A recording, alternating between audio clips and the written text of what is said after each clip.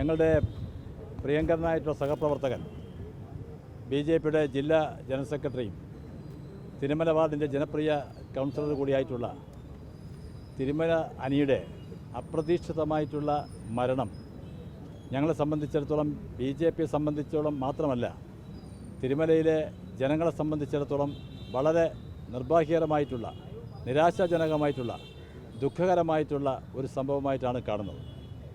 തിരുമല അനി രാഷ്ട്രീയ സ്വയംസേവക സംഘത്തിലൂടെ വളർന്ന് ഭാരതീയ ജനതാ പാർട്ടിയുടെ വാർഡ് പ്രസിഡന്റ്, മണ്ഡലം പ്രസിഡന്റ്, ജില്ലാ വൈസ് പ്രസിഡന്റ്, ജില്ലാ ജനറൽ സെക്രട്ടറി എന്ന നിലയിലും അതോടൊപ്പം തിരുമല വാർഡിലും തൃക്കണ്ണാപുരം വാർഡിലും 2015-ലും 2020-ലും 2 തെരഞ്ഞെടുപ്പുകളിൽ വലിയ ഭൂരിപക്ഷത്തോടെ ജയിച്ച തിരുമല അനിൽ ഈ നാട്ടുകാരെ സംബന്ധിച്ചിടത്തോളം പാർട്ടിയെ സംബന്ധിച്ചിടത്തോളം വളരെ വിഷമകരമായിട്ടുള്ള ഒരു വേർപാടാണ് എന്ന് ഞാൻ ഇവിടെ സൂചിപ്പിക്കുകയാണ്.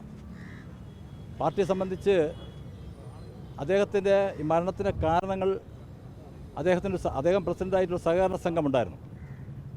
ഇപ്പം കേരളത്തിൽ മുഴുവൻ നടക്കുന്ന സഹകരണ സംഘങ്ങളുടെ പ്രശ്നങ്ങൾ, ആ പ്രശ്നങ്ങളുമായി ബന്ധപ്പെട്ട് ഉണ്ടായിട്ടുള്ള ചില സാമ്പത്തികമായിട്ടുള്ള പ്രശ്നങ്ങൾ ഉണ്ടായിരുന്നു. അത് പാർട്ടി അറിയുകയും പക്ഷേ ക്രമക്കേടൊന്നും ഇതുവരെ സംഭവിച്ചിട്ടില്ല എന്നുള്ള പാർട്ടിക്ക് വിശദമായി തന്നെ പരിശോധന നടത്തിയപ്പോൾ മനസ്സിലായിട്ടുണ്ട്. 2024 വരെയുള്ള ഓഡിറ്റിംഗ് കൃത്യമായി നടത്തിയിട്ടുള്ള ഒരു സഹകരണ സംഘമാണ് തിരുമല അനിയുടെ സഹകരണ സംഘം.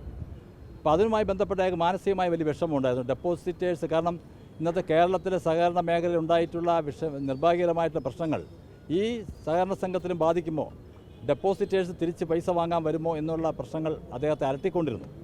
അതുമാത്രമല്ല, ഞങ്ങളത് ഇടപെടുകയും ലോണെടുത്ത് അടയ്ക്കാത്ത ആൾക്കാരെ അടക്കമുള്ള എല്ലാ നാട്ടുകാരുടെയും ഞങ്ങൾ ലിസ്റ്റ് എടുത്ത് ഞങ്ങൾ പാർട്ടി ഓഫീസിൽ വെച്ച് തന്നെ അനിയുടെ സാന്നിധ്യത്തിൽ വിളിച്ച് ലോൺ അടയ്ക്കാനുള്ള സംവിധാനങ്ങൾ ചെയ്യണം, ഇങ്ങനെ ബുദ്ധിമുട്ടുണ്ടാക്കരുത് എന്ന് പറയുകയും ഡെപ്പോസിറ്റേഴ്സിനെ ഓരോരുത്തരെയും കണ്ട് കുറച്ച് സമയം കൊടുക്കണമെന്ന് ഒരു സാഹചര്യവും നമ്മൾ ഉണ്ടാക്കിയിരുന്നു. അപ്പോൾ ആ ഒരു സാഹചര്യത്തിൽ അദ്ദേഹം പാർട്ടി പ്രവർത്തനത്തിൽ വളരെ സജീവമായി നിൽക്കുകയായിരുന്നു.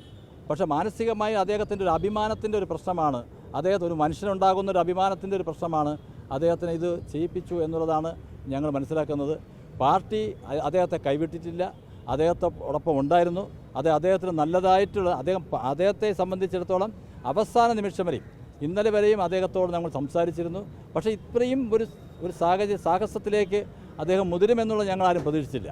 മനുഷ്യൻ്റെ ഒരു അറിയാമല്ലോ, ചില നിമിഷങ്ങളുണ്ടാകുന്ന ഒരു വിധി എന്നേ പറയാൻ പറ്റുള്ളൂ. തീർച്ചയായിട്ടും അതിനെ വേറൊരു തരത്തിലേക്കൊന്നും കാണാൻ ഞങ്ങൾ ആഗ്രഹിക്കുന്നില്ല.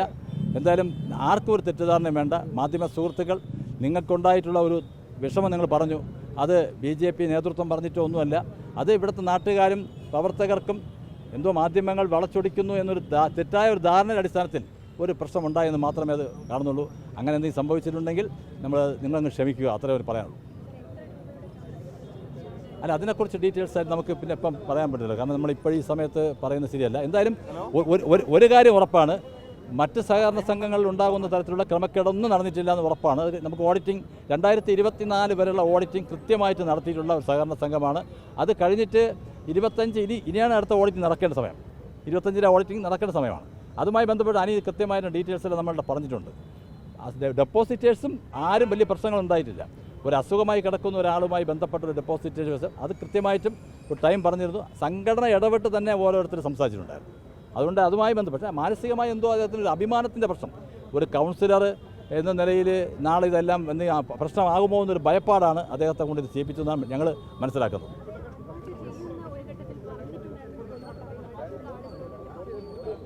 ഇല്ല, അങ്ങനെ പറഞ്ഞിട്ടില്ല. പക്ഷേ ഒരു മാനസികമായ വിഷമം ഉണ്ടായിരുന്നു, അത്രേ ഉള്ളൂ. ഓക്കെ.